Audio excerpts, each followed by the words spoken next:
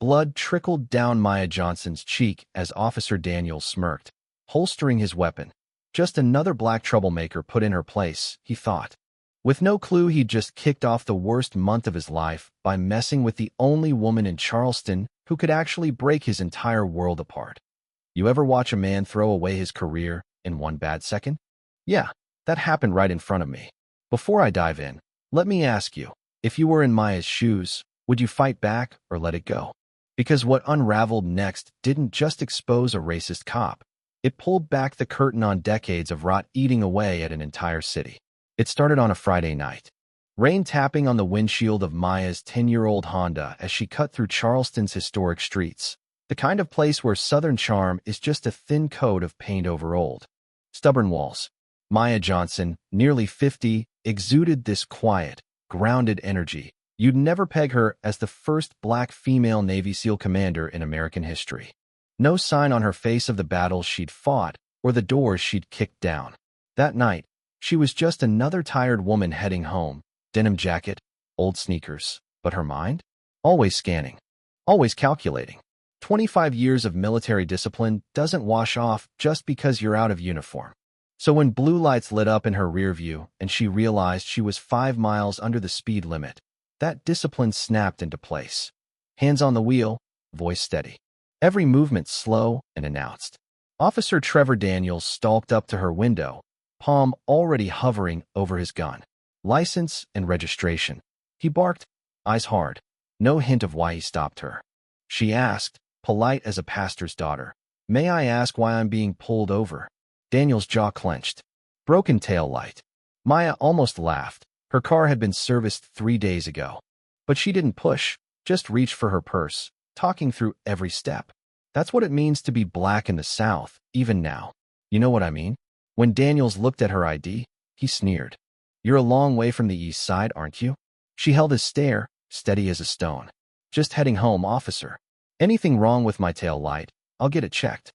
Instead of answering, he called for backup, and suddenly 3 patrol cars boxed her in, rain painting their lights in wild reds and blues. It was supposed to be a traffic stop, but to Maya, it felt like the opening move of a war she'd seen too many times before. "Step out of the vehicle," Daniels said, now unsnapping his holster. Maya did, hands high, slow and deliberate. The moment her feet hit wet pavement, he ordered her to turn and put her hands on the car. Rain soaked her sweater. The pat-down that followed was aggressive, crossing into a place that made Maya's skin crawl, but she didn't flinch. Instead, her voice rang out, strong and clear. "Officer, I do not consent to this search. I've identified myself. Complied with your orders." Daniels shoved her harder. "You people always think you know the law. Shut your mouth before you make it worse." Someone across the street started filming, and Maya caught their eye, silently begging them, "Don't stop." She asked to call her attorney. That triggered something ugly in Daniels. He slapped her, hard, right across the face, his wedding ring splitting her skin. "She's reaching," he yelled, lying to his backup as her dash cam and the bystander's phone caught every second. Within seconds, Maya was cuffed, arms twisted painfully behind her. Daniels announced to the crowd, resisting arrest, threatening an officer. And just like that, a decorated Navy SEAL was dumped in a holding cell. The stench of bleach and defeat thick in the air. You'd think that'd break a person, right? Not Maya. She sat straight-backed on that steel bench, watching shadows of officers laughing outside her cell, trading stories about teaching that black lady a lesson. Maya just listened, let the anger cool into calculation. This was no different from facing a warlord in Afghanistan or a cartel in South America. You fight the system from inside. You use their arrogance against them. Let me back up a sec. Maya wasn't just anybody. Born premature, outliving the doctor's predictions. Raised by her grandmother after a drunk driver killed both parents. Her grandfather, a civil rights activist, died in police custody back in '68, bruises on his body, the official word heart attack. That kind of family legacy doesn't leave you. At 17, Maya aimed for Annapolis. Teachers told her to be realistic. She graduated valedictorian anyway, got her appointment, finished SEAL training as the only woman in her class to survive Hell Week. She didn't just break the glass ceiling. She melted the whole damn frame. Her mind worked the same way now, in that cell. She knew the precinct layout by sound alone, picked up officers' names from snatches of conversation, noted which cameras had blind spots. She didn't panic, she planned. And she had allies. Marcus Wells, a mountain of a man, ex-SEAL, tech whiz. Her right hand through 100 missions. And Kiana Porter, childhood friend turned civil rights lawyer, sharp as a blade, not scared of any courtroom brawl. When Kiana arrived at the precinct, saw the blood on Maya's cheek, she turned to ice. We're getting you out. And we're burning this place down, legally. Here's the twist. Just as Maya was released on bail, she got a text. Drop this if you know what's good for you. East Side trash should know their place. Kiana's eyes widened. They have your number? Maya's mouth curled into a hard smile. They picked the wrong woman this time. Across the street, Daniels watched from his cruiser, touching the stylized F tattoo behind his ear, a mark only the dirty cops in the founder's secret clique shared. He called someone and said, she's out. I'll keep an eye. But the hunter had just become the hunted. Maya's house turned into a command center. Maps, files, computers humming with surveillance software.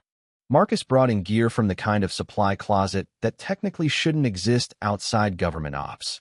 Kiana dug through years of civil rights complaints, all dismissed. Patterns emerging like bruises under blacklight. Black residents stopped in gentrifying neighborhoods. Police intimidation ramping up before developers made lowball offers on homes. Maya connected the dots. This wasn't just police abuse, it was organized displacement. Using the badge to drive out black families and profit on their pain. Enter Detective Sarah Jimenez, petite, Latina, working internal affairs, more nerve than 3 of Daniel's size put together. She'd sent Maya leaked emails proving the founders were real, a cabal inside the department. Using traffic stops and bogus charges to target minorities, with city officials, prosecutors, even business tycoons on their side. Why help Maya? Because my brother's sitting in jail on trumped-up charges. And because you're the first victim who can fight back. But the founders hit back hard, breaking into Maya's home, ransacking everything, leaving a threat scrawled on her wall. Next time, it's your family. Joke's on them. Maya's real evidence was off-site, and hidden cameras caught Daniels himself, mask or not, on tape. When they tried to frame her with planted drugs, Maya's team had footage from 3 angles, proof enough to turn the city upside down. The whole thing exploded when Kiana was brutally beaten, left in the hospital as a warning. Maya's team went full military lockdown, security everywhere, evidence packets ready for federal authorities. In public, she played possum, stopped all appearances. Let the founders think they'd scared her off. In truth, she just switched battlegrounds. The final blow came at a glittering gala for Charleston's elite, when Maya, blending in with the crowd, overheard Victor Harmon, the developer behind it all, threatening the police chief. Later that night, Maya slipped into Harmon's hunting lodge, faced him alone, laid out all the proof, audio, video, cache trails, even the hidden file on her grandfather's murder. Outside, Daniels and his cronies stormed in, guns drawn, breaking every rule in the book.